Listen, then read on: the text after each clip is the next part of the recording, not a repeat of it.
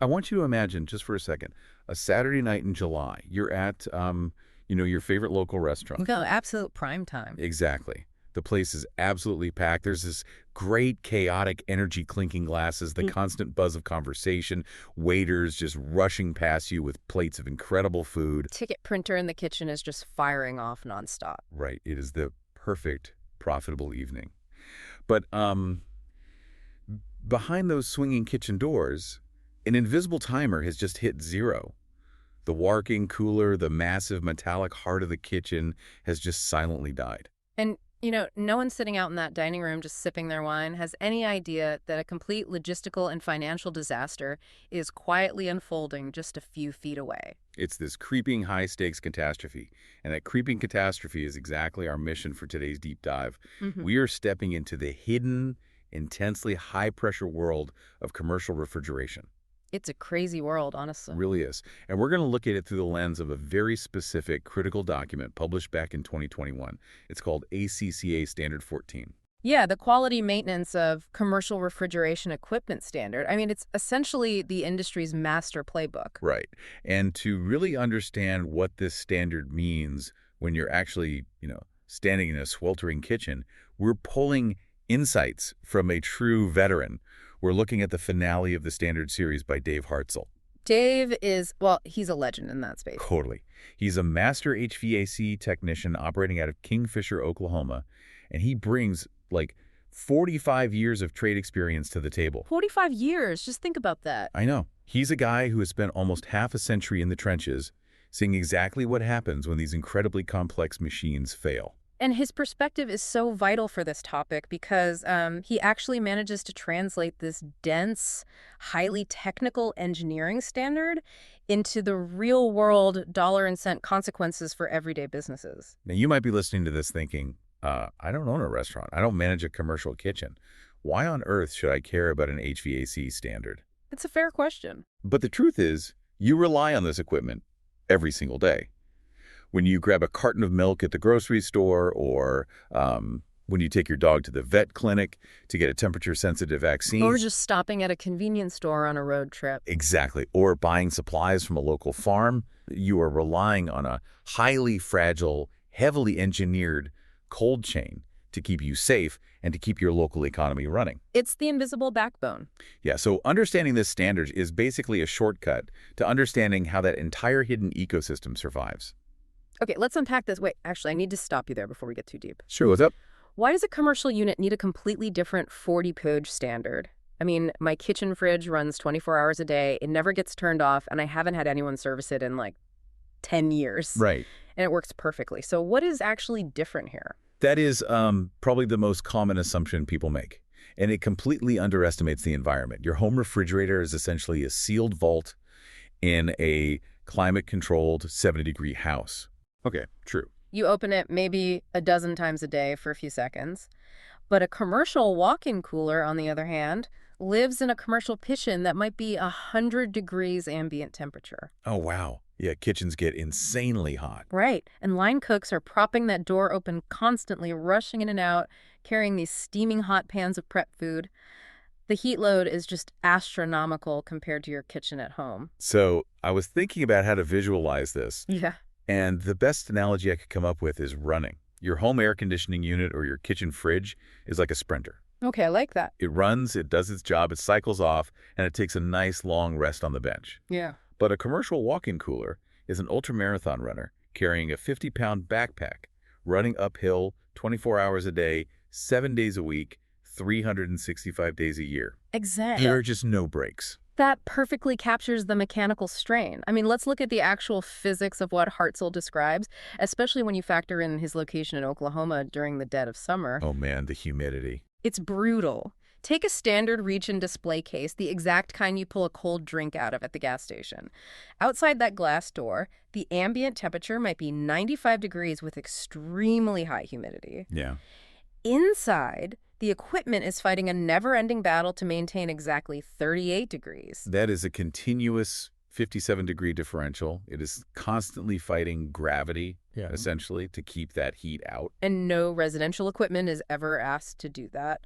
But ACCA 14 isn't just about managing mechanical stress. It's about mitigating the massive financial stakes of failure. Because if my home AC breaks on that 95-degree July night, I am going to be sweaty. I'm going to be cranky. I might have to, sleep with a fan blowing directly on my face. Such a rough night for sure. Yeah, it's a bad night. But if that walk-in cooler at the restaurant fails on that same Saturday night we talked about earlier, we aren't talking about mild discomfort. We're talking about an immediate loss of $5,000 to $20,000 in spoiled product. Right, and the ripple effects of that failure are staggering. Yeah. You are facing potential health department violations if those food temps drop too low. Which could shut you down completely. Oh, absolutely. You are almost certainly going to have to close the dining room anyway, which means lost revenue for every single hour you are shut down. Plus, you're paying cooks to just stand around doing nothing. Or you're sending them home and they lose their wages. Exactly. The downtime has a direct, devastating dollar cost. And that is why ACCA 14 strictly emphasizes preventative maintenance over reactive maintenance. It just makes financial sense. It does. It's built on the cold, hard math that scheduled, documented maintenance is exponentially cheaper than the nightmare of an emergency service call mixed with, a dumpster full of ruined inventory. So we know these machines are running an ultramarathon, Mm. and the stakes of them collapsing are massive. Let's look at the anatomy of how that collapse actually happens. Good idea. What are the specific physical components taking the hardest hit, and how does the standard tell a technician to protect them? Let's start with what Hartzell paints as the lungs of the operation, the condensers. Right. So the condenser coil is where the entire refrigeration system rejects the heat it has pulled out of the cooler and pumps it into the outside environment. Okay. And depending on the building's setup, this could be inside the store on a self-contained unit, or hidden in a dusty back mechanical room, or sitting up on the roof completely exposed to the elements. And because it's acting like the lungs, it's using a fan to draw massive amounts of air through its metal fins to cool down the refrigerant inside. Yeah. So it is just inhaling everything in that environment. Dirt, dust, cottonwood seeds, debris. And if we're in a commercial kitchen, it is breathing in aerosolized cooking grease. And grease is the absolute worst case scenario. I mean, ACCA 14 is incredibly strict on those coils must be cleaned on a rigid schedule. Because if they aren't, it's not just a hygiene issue, right? Oh, no. If they aren't, you don't just get a dirty machine, you get a fundamental breakdown of thermodynamics. Think about the physical mechanism here. Grease acts as a literal thermal blanket. Oh, wow. Yeah, it coats the aluminum fins and copper tubing, physically insulating the metal. So the heat inside the refrigerant simply cannot escape into the surrounding air. So the machine is basically wearing a heavy winter coat in the middle of July. That is exactly what is happening. And consider the math Hartzell provides if a condenser coil is just 20% fouled, meaning just 1/5 of its surface area is choked with this greasy blanket. The condensing temperature of the system spikes by 10 to 15 degrees. Wait, really? Just a 20% blockage gives the entire system a massive fever. Yep, and that fever triggers a cascading chain reaction. Because the temperature spikes, the pressure of the refrigerant gas inside the system naturally skyrockets. Oh, that makes sense. So now the compressor, which is really just a physical mechanical pump, has to push against that intensely high pressure. It's like trying to pedal a bicycle uphill in the highest gear. Yes. The motor has to fight against tremendous physical resistance just to keep the pistons moving. And to overcome that resistance, it has to draw more electrical current. Its amp draw goes through the roof. So it is burning significantly more electricity to do drastically less cooling work. It's completely tanking the system's efficiency and driving up the utility bill, all while just tearing itself apart mechanically. And all because someone skipped washing a coil. Unbelievable. Okay, that covered the lungs on the outside. Let's go inside the cooler to the evaporator. Right, the other side of the system. The evaporator is the coil actually inside the refrigerated box that gets super cold to chill the air circulating over it. And because it gets so cold, usually dropping below the dew point of the room, any moisture floating in the air is naturally going to condense and freeze onto those metal fins. Right. So to prevent it from turning into an igloo, you need an automatic defrost cycle.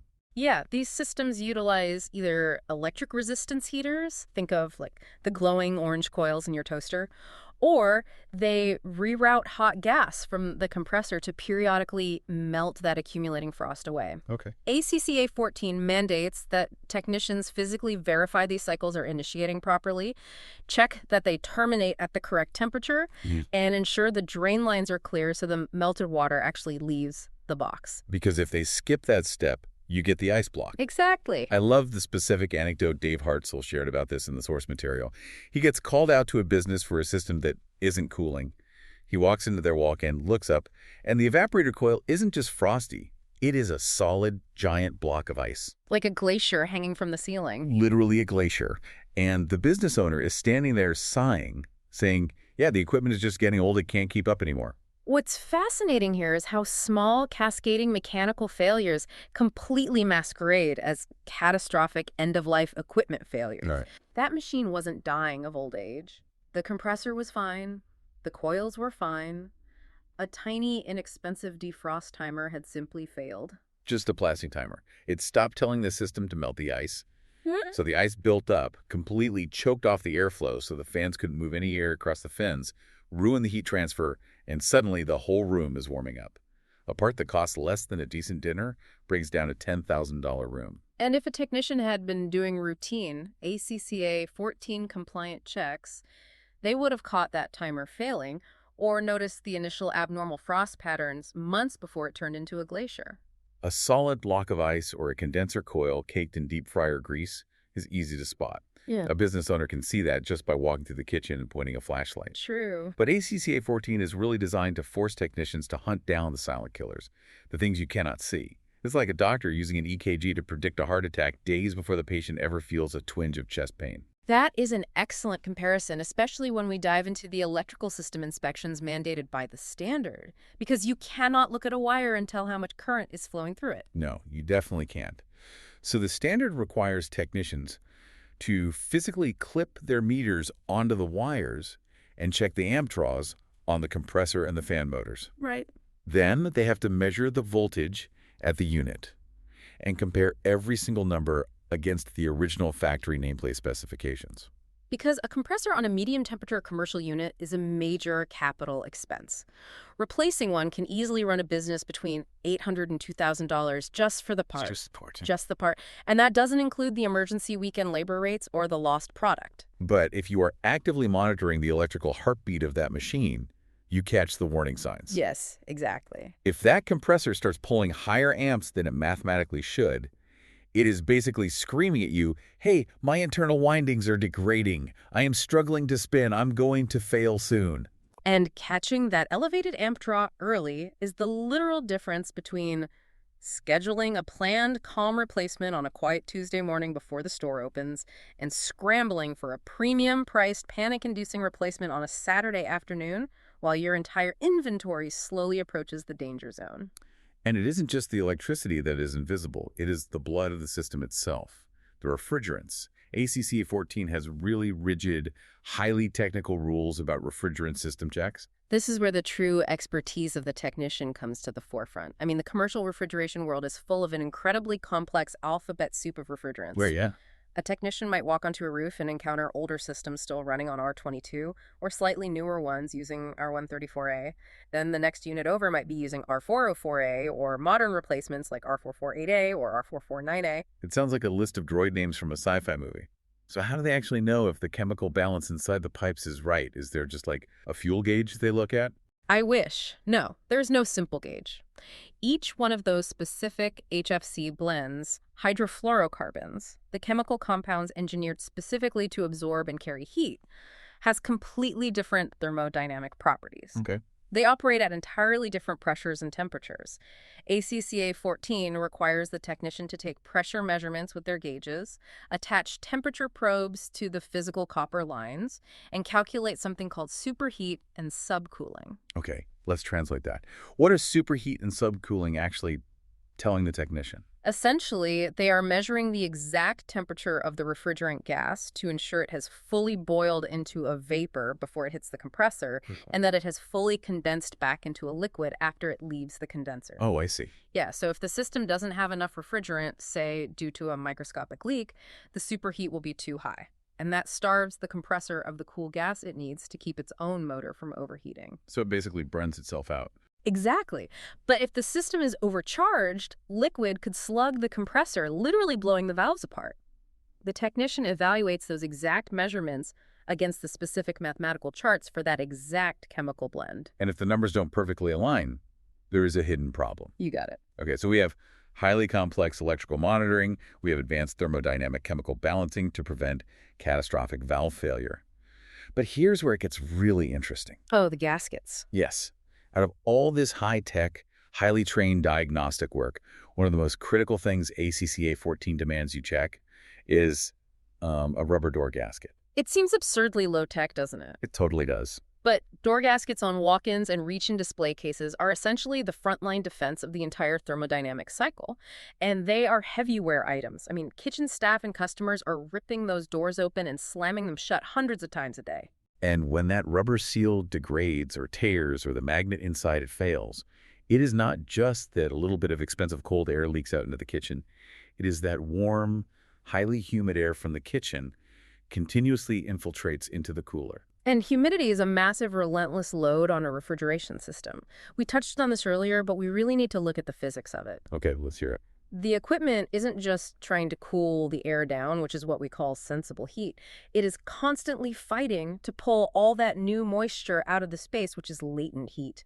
And condensing water vapor takes a phenomenal amount of energy. The stat on this from the sources is mind-blowing. Failed gaskets can add 15 to 25% to a system's total energy consumption. It's wild. A business owner is paying a 25% premium on their commercial electric bill every single month because of a bad strip of rubber. Just a piece of rubber. That is exactly why Hartzell says that. Dollar for dollar, replacing a torn gasket is the absolute best maintenance investment you can possibly make. It is the ultimate low-tech solution to preventing a high-tech, incredibly expensive breakdown. So if we step back and look at all these distinct failure points, from a thin layer of cooking grease acting as a thermal blanket, to a failed plastic defrost timer, to invisible electrical strain, to a cracked rubber door seal, the ultimate practical question for a business owner is, how often does someone actually need to look at this stuff? Yeah, this is where ACCA 14 draws a very firm line in the sand regarding maintenance frequency. It doesn't rely on guesswork. Right. The guidelines are based entirely on the specific type of equipment and the exact environment it lives in. Let's break that frequency down. If you have a clean environment, say a standard reach-in display case at a pharmacy, or a cooler sitting in a non-greasy prep area, the standard says semi-annual. Twice a year is sufficient. But the moment you move that equipment into a commercial kitchen or any high-grease, high-dust environment, that frequency jumps. ACCA 14 mandates quarterly maintenance 4 times a year. Wow, okay. And that condenser coil we talked about earlier, the standard dictates it must be chemically cleaned every single visit, without exception. What about the really extreme low-temperature stuff? Low-temperature applications like walk-in freezers, blast chillers, and commercial ice makers also require a quarterly minimum. The stakes are simply too high. Especially with ice makers, right? Oh, absolutely. And with ice machines specifically, the standard recommends quarterly cleaning and sanitization just to prevent slime and mold growth. Which isn't just an equipment longevity thing. That is actually a strict health department requirement in almost every jurisdiction. And that brings up a crucial regulatory tie-in that Hartzell highlights. ACCA 14 requires technicians to verify and document that the equipment is actually maintaining the specified temperature for whatever product is stored inside. Because a business owner can't just assume the cheap plastic thermometer tacked to the wall is telling the truth. Exactly the opposite. You have to measure and document the actual product temperature or the highly accurate return air temperature. And for any food service operation, that documentation is pure gold. It directly ties into their HACCP plans. HACCP Hazard Analysis Critical Control Point. Basically the FBI of food safety protocols. Precisely. HACCP requires that critical control point temperatures, like the exact temperature of a walk-in cooler holding raw chicken, be strictly monitored and logged. Makes sense. If a health inspector walks in, they want to see that paper trail. An ACCA 14 compliant maintenance visit directly contributes to that vital documentation, proving beyond a doubt that the business is actively keeping the public safe. So looking at those required frequencies, Semi-annual at the bare minimum, quarterly for most of the heavy hitters in a restaurant. Hmm. If a business owner is sitting there looking at their budget thinking, well, I have a guy come out once a year to briefly look at things, so I'm good. If we connect this to the bigger picture, the data-driving ACCA Standard 14 proves unequivocally that annual maintenance is a massive false economy in the commercial sector. A false economy. I love that term. Explain what that means in this specific context. It means the money a business owner genuinely believes they are saving by skipping those quarterly service visits is a complete illusion. How so? Well, whatever cash they kept in their pocket by not paying a technician to clean the grease off the coils and replace a torn door gasket is completely wiped out. By the energy bills. Yes, it is wiped out by their 25% higher monthly energy bills. It is wiped out by the premature, catastrophic failure of a $2,000 compressor that had to fight high pressure for a year. Oh, man. And it is certainly wiped out the very first time they have to throw $10,000 of spoiled steaks into a dumpster on a Sunday morning. So what does this all mean? When we really boil down ACCA 14 and strip away all the engineering jargon and the charts, it isn't just a checklist of chores for an HVAC tech. Not at all. It is a literal blueprint for keeping businesses alive. It's an acknowledgement that these continuous ultramarathon running machines are the invisible lifeblood of our local economies, and the only possible way to keep them running is through rigorous, scheduled, unapologetic vigilance. And it really highlights the immense value of relying on experienced professionals who actually understand how to execute that blueprint. People like Dave Hartzell. Exactly. Someone like Dave Hartzell, armed with his NATE certification North American Technician Excellence, which is the absolute gold standard in the HVAC industry, and his 45 years in the trenches. Yeah. The standard provides the rigid rules, but it requires a master technician to know how to scale those rules to fit the specific, messy, real-world needs of small and mid-sized businesses.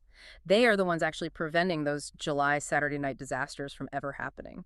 It really changes how you look at the mundane world around you. It really does. Next time you are at a convenience store and you casually reach out to open that glass door to grab a cold drink, take a second.